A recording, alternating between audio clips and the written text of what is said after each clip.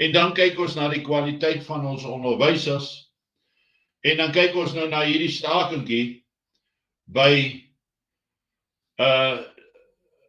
die onderwysdepartement.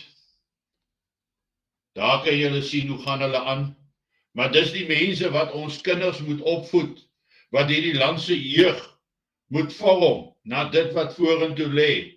Maar kyk hoe dans hulle, as ek die klank aansit, sê julle hoor hoe.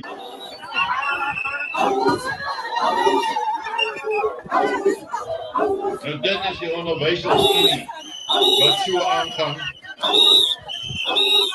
Wat moet die kinders daarvan dink? Wat se lesse moet die kinders daar uitvat?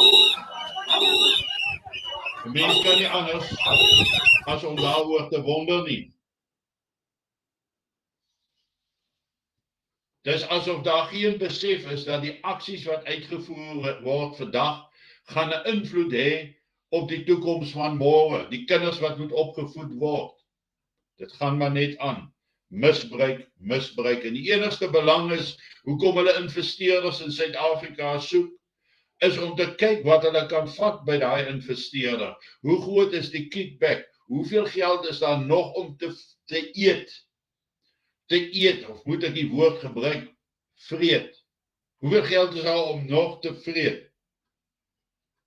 Deur middel van hierdie BEE vennootskappe wat op investeerders afgedwing word.